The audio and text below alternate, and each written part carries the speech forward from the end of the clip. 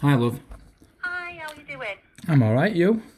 Good, yeah, good, good. There's a lot of things coming out in the news now, isn't there?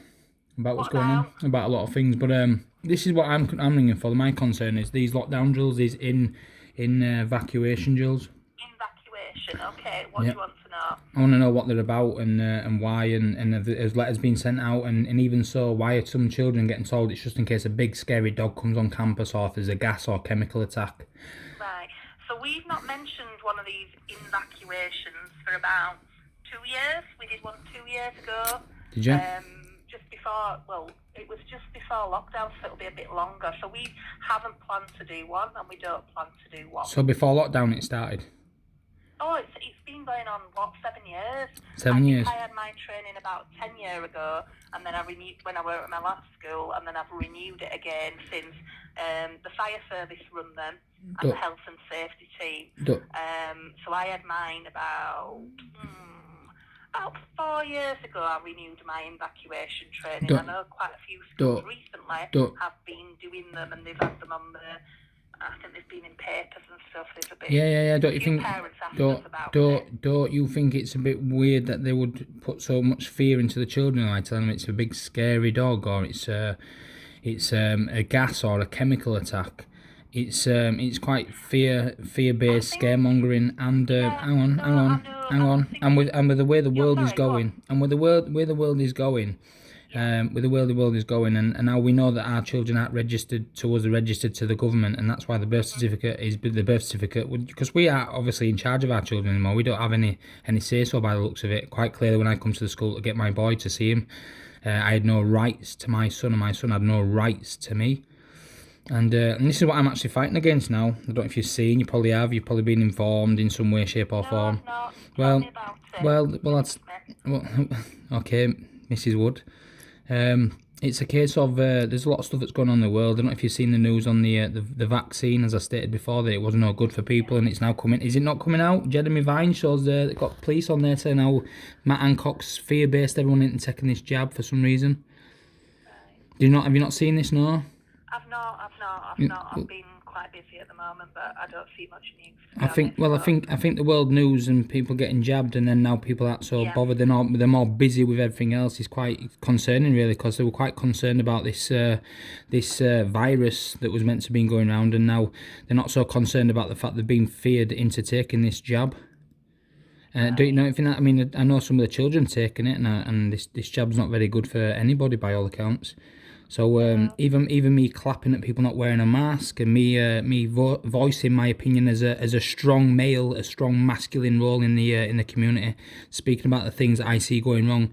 I got victimized and pushed to one side, and it's not that I'm even bitter or angry about that. What I am though is very concerned that people like yourself, head of schools, are not looking into the fact that some of these children may have taken this jab, and it's very detrimental to their health.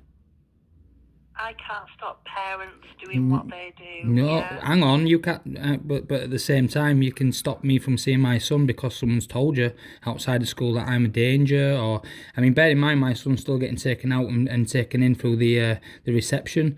I think that's quite disgusting. Seeing my boy's now into a Being different. taken out, what? When he Sorry. gets taken out and gets pulled in by the reception, by all accounts, does he not? No, not that I'm aware Well, of. well, Not it's for some time. Well, he was, and the thing about that is, it still ruins his routine. It still changes the day-to-day pattern of my son compared to other people, and therefore makes him feel like he's kind of displaced or change his routine's changed to make him feel like he's separate from everyone else. There's a lot going on here. It's a psychological war, and it seems like people like yourself aren't so concerned for that, and that concerns me a lot. Because if you're someone that's going to be there, that's going to be I would say, influencing our children into believing what they believe, which is what school does, then why would you not look at the greater problems in the world that are actually affecting our children right now? We want to create little rounded people who have the knowledge and the views. So when things happen in the world, we talk about it. We don't impose our judgment. We can say that's But, what I but think, but you can think your own. can you? Well, children Like don't with know how to. like with world religion, we don't force Children children to prayer, even though we're a church school. But so hang on. No, hang on. You're rushing over this here now. You're rushing over this now, right? So you don't force them to pray. It's not about forcing them to pray. It's about giving them a belief. And if they don't now have a belief system, then they'll have the belief that you give them. And when you say about having them think certain things, well, if you impose your thought onto them, they automatically absorb that because their brains are so malleable. In fact, in the first 7 years of their life, everything they learn in that first 7 years creates the person they are at the 7-year point. That's when they become more consciously aware. Now, I've done my research, and whatever research you've been given, whatever research you've been told to do at your colleges, your university, wherever you've got your degrees, whatever it is you've been told what to think there as well. Now, I've been someone that's gone out there and taken a grip and had a look at the things that we don't get taught. We don't get taught what to believe and how to believe. We don't get taught how to think or how to believe. We get taught what to think and what to believe. And what you're doing there with our children is you're influencing their mind into believing only what you want them to believe. Now, there's a lot of children now turning non-binary. Children turning to be the opposite sex. There's actually a school with 3 non-binary children in a nursery. How is that not influence? Please answer me this, as a head of as a school, how is this not influence when there's 3 children in one nursery, in one school, that are all identifying as non-binary? I have no idea because I don't know that school. I don't know the parents. I don't know the child. But is that not child abuse? Is that not child abuse in itself? No, because it's not. Because if they're identifying as non-binary, surely their first life is with their parents. They don't come to nursery first. They spend the first. So no. So it's not. I'm not saying you. I'm not saying as school. I'm saying as parents. Why are them parents not spoken to?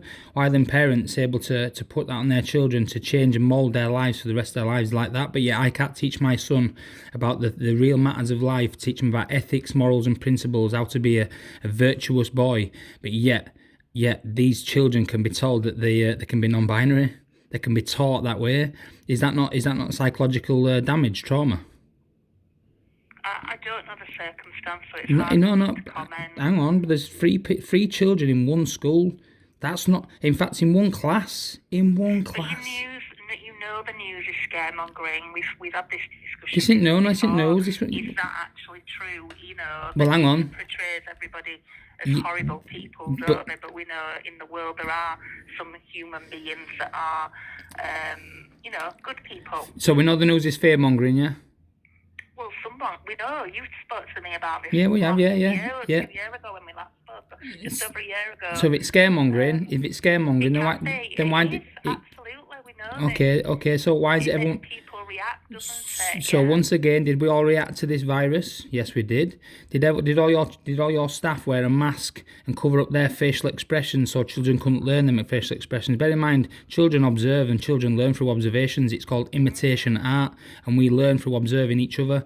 And when our little children, when our little beings, our seeds that are in that garden, that kindergarten, when they're learning these things, they're learning it from the teachers first and foremost, because they're the ones that have been put in that position of trust. Now, why would they not want to show their faces? Regards to this thing couldn't catch a fart. Bear in mind, your pants can't catch a fart, so why do these masks catch anything? I don't know. It's right though, isn't it? Am I right though?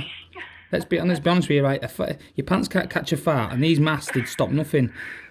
I actually seen experiments where people were going outside on a bit of a chilly, fresh morning with a mask on, and you could see the oxygen leaving their mask in all directions, and the same coming back.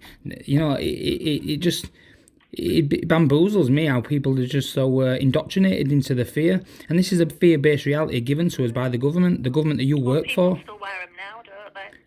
People still they still wear them now because that's how much it works. That's how much the psyop works, because it's a psyop. It's a psychological warfare. And the amount of people now that are coming out with, I don't know how many people that you know that have taken the COVID jab that regret it, but I know that everybody I've spoke to so far regrets it. And our children have been, they've been submerged in this, and now what's happening is our children are now going through these drills, these evacuation drills to do with gas attacks, chemical attacks, possible scary dogs on campus.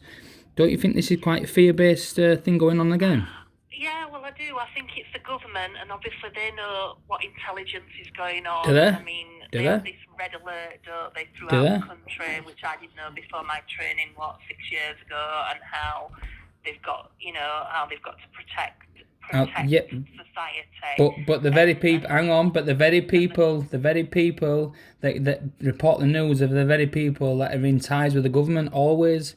That how would you broadcast this stuff without the governmental permission?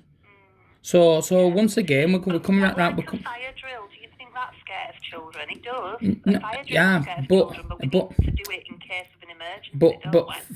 fires are a bit more obvious and imminent. They happen a lot more than any gas and chemical attack. I mean, even if you just called it a fire drill, then a fire drill's a fire drill. And if anything ever happened, you could say to the children, "It's a fire drill," and that is that, yeah.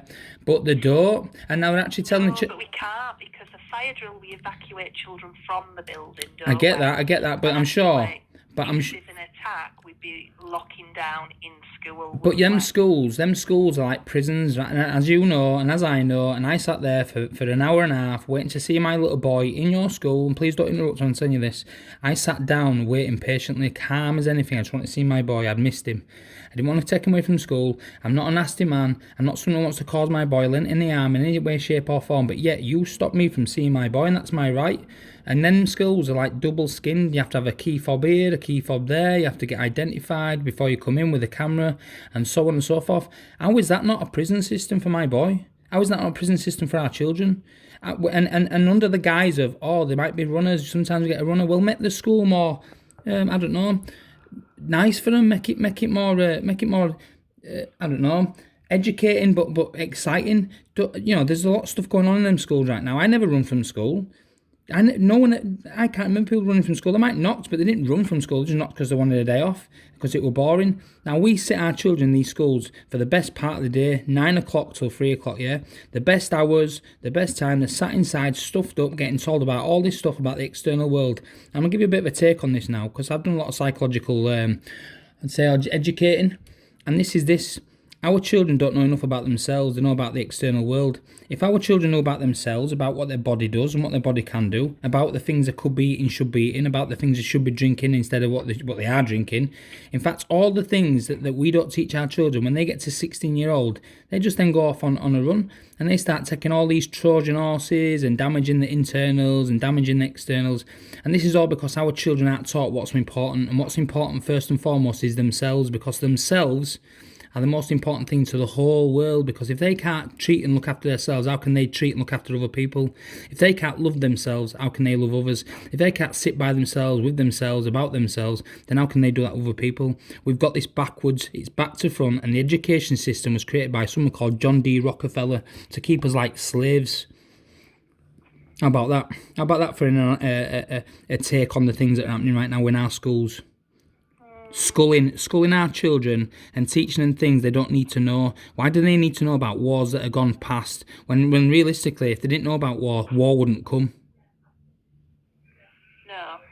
If we didn't teach our children about racism and war, this would not be happening, because children would not speak of war, would not speak of racism, would not portray that thing they're being taught about. So I think that the school system is very back to front, and I think that you're getting taught what to think and how to believe and what to believe. And that is that. Okay. So I want to know now, if my son goes through any of these evacuation drills, I want to be informed, because apparently the parents can't be informed. They're being told to stay quiet, and the ones who've got phones are not allowed to call their parents, because they don't want 400 people at the school, or however many parents will be scared and worried about their children. Now I think that's bullshit, that, because we are strength in numbers, and if we are strength in numbers, then 400 people at the school stopping our children from getting attacked by anyone would be a lot better than just a couple of cot officers. Yeah, I hear what you're saying. I hope you do, love. I really hope you do, because I'm not stopping at this, and I've got a big massive army behind me, and they're all coming. We've got thousands and thousands of parents that are all starting to see it for what it is. I'm reporting on this stuff daily. I'm speaking to doctors, scientists, biologists. I'm speaking to people you wouldn't even imagine, because quite clearly I'm educated, and you know that now, don't you? Yeah. Yes, Mrs. Wood. So let's just get this straight now. My boy better be well looked after there, because I've got people coming. They're going to be coming soon to these schools. They're going to be looking at these schools for what they are and what they're doing. So if I was you, I'd get it in order. Is that a threat? No, it's not a threat. I'm saying that the parents are starting to come. No. I'm recording this conversation, love, for my own benefit. Coward. Ain't she? Coward.